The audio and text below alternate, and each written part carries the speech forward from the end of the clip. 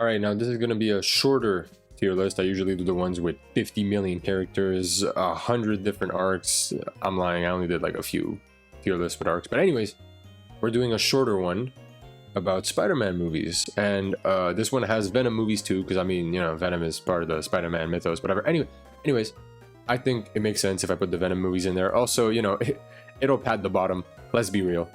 We're going to go in chronological order. So we're going to start with Spider-Man 1.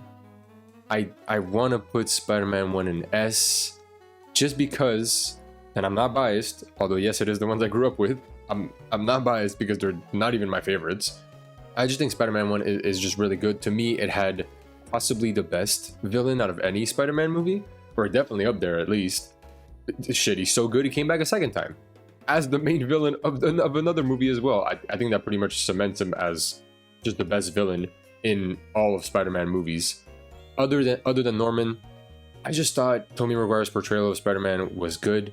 It's not perfect to me, but it is very good. I prefer the wittier Spider-Man, like a less shy, like Tobey really embodied the nerd aspect of Spider-Man, which I don't know if that's a compliment or a diss, but he just really embodied it well. Also, I've already done like reviews for all of these movies except the first Venom and Spider-Verse, so my thoughts are kind of out there already, but this shit has changed since, you know, my thoughts have changed a little bit. And you know, also putting them in a tier list and ranking them individually just to make the tier list look prettier. I'll probably be, you know, pushed to put some lower than they would be or higher than they would be in certain other circumstances, but I think for the most part I'm comfortable putting Spider-Man 1 in S. It's just a classic movie, and so is Spider-Man 2, which I'm also going to put in S. I'm trying to think if I should just not maybe put the same movies from the same trilogy. You know what? I'm going to do that. I'm going to put Spider-Man 1 in A. I'm going to put Spider-Man 2 in S. I prefer Spider-Man 2 to Spider-Man 1, I think. I might need to think about it, but I think I prefer Spider-Man 2 just because it just does what Spider-Man 1 does, but better. It's just, the villain, to me, is not as good. I do prefer Green Goblin to Doc Ock, although Doc Ock is more of a tragic villain than like an evil villain, right? He's more of a villain because of the circumstances. He's even possessed by the tentacles, so it's not really him in reality. And I just think that there's more moments in Spider-Man 2, of course, that are more iconic. The pizza time shit. Pizza time. The train scene. There's just so much in this movie. But I'm gonna be honest, I just feel bad. I prefer Spider-Man 1 to Spider-Man 2. This might be controversial, but I'm talking about it. I'm trying to come up with reasons why it's better than Spider-Man 2 and Spider-Man 1. And I just can't. I prefer Spider-Man 1 to Spider-Man 2. I'm sorry, or I'm not sorry. I don't know. Spider-Man 3, definitely a step down. Not what it should have been. It should have been much better. It's not trash tier to me, because realistically, the first half of the movie is not as good. I like the first half of the movie. I don't like how the same old shit with MJ is just rehashed over and over again. But I like the Sandman part. I think Sandman is a great villain. It's just too bad that they really wanted to shoehorn Venom in this movie when he really didn't have to be there at all. He's not that great of a villain. He doesn't even have a personality in this movie. They didn't really give a personality to Venom, unlike in the Venom movies, which, say what you will, at least Venom has a personality because he actually does have a personality. But in Spider-Man 3, you took away Sandman, who was a good villain, and you gave the spotlight to Venom, who is not a good villain, at least not in Spider-Man 3, obviously. I'm just not sure how I felt about the whole thing with Peter and Harry. I never really not cared about it, but I cared about it more when he didn't just turn into the new Goblin. I did not care for the whole new Goblin thing. I would have wished they would have resolved that in a different way, that didn't have to resort to him becoming basically Green Goblin 2.0. I don't know if that was a natural progression of his character when he always wanted to impress his father. I never got the impression that he wanted to be his father. If anything, he didn't want to, or maybe I'm remembering that wrong, but I just felt like he was tired of his dad always kind of being on his case, so it just seems weird that he would turn into him, although obviously him dying would change that. But anyways, I just wasn't a big fan of Spider-Man 3. Just long story short. But it's not shit. It's not bad. Amazing Spider-Man 1, I'm gonna put in B. Maybe, yeah, I'm gonna put in B. It's definitely not as good as Spider-Man 2, but it is better than Spider-Man 3. And some people might disagree with that, but I actually did enjoy Amazing Spider-Man 1. Amazing Spider-Man 2, that's another story. We'll get to that later. I like Andrew's portrayal of Spider-Man maybe more than Tobey's. He's a lot more confident. He's a lot more like, he's more of a shit talker. He's more witty. He's probably my favorite like Spider-Man, not Peter, just Spider-Man out of the three. But although it's a toss-up between him and Tom, but I really did enjoy his portrayal of Spider-Man. I like that they went with Gwen instead of Mary Jane. So they were kind of going, the original way where it was Gwen first and then Mary Jane. Unfortunately, they never got to that, but I did like that. The villain, however, Lizard was not really it. The design, at least. The character himself, I guess he was fine, but the design of the lizard kind of just threw me off. Could have just made him look like an actual lizard. Outside of that, I think the movie was fine. I don't really remember a moment where I was like just bored or I didn't care. Obviously, I think the Spider-Man fatigue of always seeing the Uncle Ben story over and over again in every single media where you see Spider-Man is like, I don't know, maybe it affected this movie where people didn't want another reboot, but another Uncle Ben story. I don't know. I'm not sure why this franchise didn't really work out that well. Although the second movie is not that great, maybe that's why. But the first one was good. It's just, I'll get to the second one. They just kind of bombed. They bombed with it, and it's the same problem that happened in Spider-Man 3. They were just trying to do too much. In Spider-Man 3, it was New Goblin, although, for like half the movie, it's New Goblin, then he turns good, or 3/4. They had Sandman and Venom. In this one, they were advertising Rhino, Electro, and Green Goblin. Now, it's very important to say they were advertising Rhino because he only pulls up in the last 5 minutes of the movie. So why you were advertising him as a main villain, I have no idea. But it should have just been Electro because there's no point in wasting Green Goblin as a cameo appearance at the end of the movie because that's essentially what he did. He comes to kill Gwen. That's it. There's no other purpose for Green Goblin being there other than killing Gwen, and that's insane because he's so much more than just a device to kill Gwen. And that scene is amazing, by the way. That scene is the best scene in the entire movie, and there's a lot of scenes in this movie that are completely amazing. But they were just trying to do too much. They were trying to fit in too much in too small of a movie. And I don't know if they knew that like they had to do everything to keep the Spider-Man license because the MCU was already going strong at that point. I'm pretty sure it was going strong. I don't know what the problem with this movie was, but it was not what it should have been. It had everything to be good. The suit was there. People were hyped for the suit. The CGI looked great. Andrew was great. Emma Stone as Gwen Stacy was still great. Dane DeHaan as Green Goblin or Harry Osborn could have been cool. I didn't need Norman to be Green Goblin. I don't really care if it makes sense for Dane DeHaan to become Green Goblin. It's fine. I don't mind. Jamie Foxx's Electro was fine. I'm not sure if it was an accurate portrayal of the character, but it didn't really matter. I understood why he acted the way that he acted. I don't think the actors were the problem with this movie. I think the writer just fucked it up. Just fucked it up, man. Homecoming, I'm gonna put an A tier next to Spider-Man 2. It's crazy that I think Homecoming is as good as Spider-Man 2. I'll give you that, but I really, really did like Homecoming. Again, Tom is, or again, I don't think I've said it yet, actually. Tom is probably my favorite overall portrayal of Spider-Man. He represents a younger Spider-Man than the other two, although the other two I'm pretty sure were supposed to portray the same age as him. He just looks the part and plays the part of a younger Spider-Man better than the other two. So there's that. I don't really mind the Iron Man inclusion. He's not in there as much as people seem to think, I feel. Then again, I'm basing this off Twitter, and that's a fucking cesspool of a place with no good opinions. So I'll just disregard that. But I just think Homecoming was fine. The Iron Man inclusion wasn't that bad. I never got the impression that he was Iron Boy Jr., especially when he gets the suit taken away and he manages to, well, beat Vulture is a big word. Vulture just loses, but he still manages to deal with Vulture and to do the whole like lifting up the rubble, becoming Spider-Man moment. He has like a becoming Spider-Man moment in every movie, but he's able to do that without the suit. That's all him. So I don't really agree with that whole Iron Boy Jr. comparisons, which is a big fucking problem that people have with Tom Holland's Spider-Man. I don't really care too much for that personally. I spoke about Vulture, but Vulture was such a good villain, and to this day, I think he definitely ranks up there as the most just menacing MCU villains. And obviously I'm talking proportional, because when you put him up against like Thanos, like Abomination, like, you know, these like really strong dudes that would just wreck him. I'm not talking in terms of strength. I'm talking just in terms of menace compared to our main character. That car scene with Vulture and Spider-Man is so tense. And I remember when I was watching it in theater, I'll never forget how tense I felt for some reason during that scene, the car scene, and when he opens the door and it turns out it's Vulture, that's, you know, Peter's love interest. That shit took me way back. I was not expecting that at all, and just for that I gotta put it into A tier. Far From Home, I don't think I liked. Actually, that's a lie.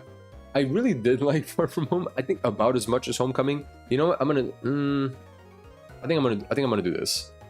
I think I'm gonna do this right here. I'm gonna put Spider-Man 2 at the top. I'm gonna put Homecoming and Far From Home on the same tier. Mysterio is a great character. His portrayal is so good. I like the fact that they got away from like the whole city thing, because out of all the movies that I've shown you, it's all kind of the same backdrop, right? It's New York. It's a city landscape at least. Because even in Homecoming, they go to Washington, they go to the tower, whatever. It's one scene. Other than that, it's mostly just city landscapes. In Far From Home, they said, "Fuck it, let's go to different places. Let's go to Prague. Let's go to Italy. Let's go to different environments that, you know, kind of Peter can interact with differently." And I really did enjoy that out of them, and that's why I really like Spider-Man 2 as well, because that whole train scene. Yes, it's in a city, but it's different. It's different. You don't usually see Spider-Man, you know, riding on a moving train. It was different. Peter also has, or Tom rather, also has another, like, you know, becoming Spider-Man moment in this movie, which I don't think is necessarily bad. I think it's fine. I like that his whole trilogy seems like him slowly coming into Spider-Man, as opposed to the first movie being where he becomes like his actual self. And obviously that's very clear by the end of No Way Home, but every movie has him stepping forward into becoming Spider-Man, and I really enjoy how they did it. So I obviously really enjoyed Far From Home. It didn't feel like a filler movie to me. It didn't feel like it didn't need to happen. I felt like there's a lot of redeeming qualities about this movie. I'm not sure of the release order. I don't know if it's Venom or Into the Spider-Verse that came first, but we're just gonna do Venom. I think Venom is an alright movie. I think it's a cool movie to just kind of vibe out, you know, just kind of watch. Don't think about it too hard. Has some pretty alright action. It's too bad that the villain at the end is literally Venom but gray. It's kind of hard to follow the fight. They could have at least color coded him a brighter color or something. I don't know. Anyways, where Spider-Man 3 fails because it just tries to do too much with just great characters, but doesn't give them each the time that they needed to be really fleshed out. And it's a shame, because the movie could have been so much better. Venom, it's probably better than it should have been. It's not a bad movie by any stretch of the imagination. It's just kind of mid. I enjoyed it, and I'm saying that it's mid, if I'm being objective.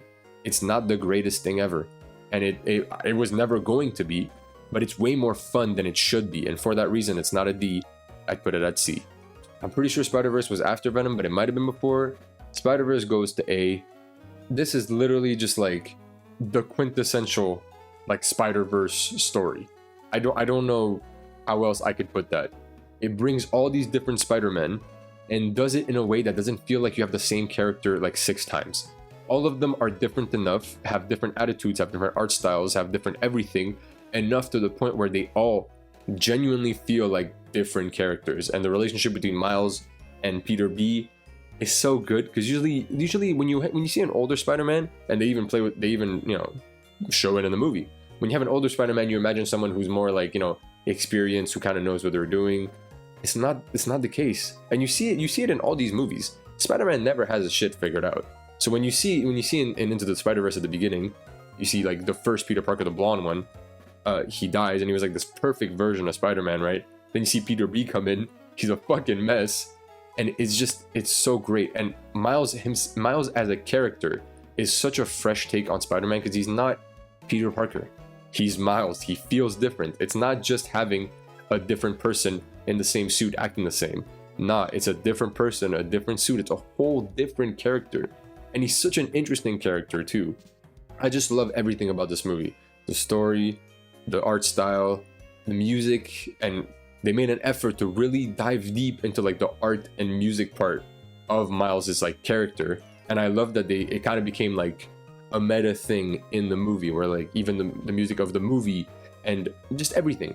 For example, the Prowler scene. The music is so intense during that moment, and I feel like music, like the sound design, is something that kind of goes unnoticed sometimes. But when you have a scene like the Prowlers where it's so fucking tense because of the music behind it, you just have to appreciate it. And there's so many moments in this movie that shine just the way that scene does. I'm just remembering it because it's one of my favorite ones. But there's so much to unpack in this movie, and it's just so good. I love it, man. Let There Be Carnage is just not a good movie. It's not. It literally just exists to set up that end credit scene so we can have Venom in the MCU. That's literally the only reason why this movie exists. It's too bad because you just wasted Carnage. Of all fucking characters, you wasted Carnage. You could have had another Riot situation. You could have had like Scream or any of the other random, like 5 random fucking symbiotes that nobody gives a fuck about. But no, you went with Carnage to get people to see a movie so that people could see the end credit scene. When I'm saying it out loud, you know what? It makes a lot of sense. But it's just too bad. Because the first Venom was surprisingly better than most people probably expected. So then when you have this shit happen, it's just like, okay, well, I guess these are trash. I guess these are not good. And I didn't even hate this movie. That's the worst part. Because it's entertaining for what it is. But it's not a good movie by any stretch of the imagination. It's purely entertainment. And the entertainment is good. I'll give him that. The entertainment is good. The fights are fine. But the characters are not. None of them. Carnage, Cletus, Venom, Eddie, none of them are that interesting, and it's just kind of a shame. No Way Home, I'm gonna put an A. Originally, I would have put an S because the hype had me going.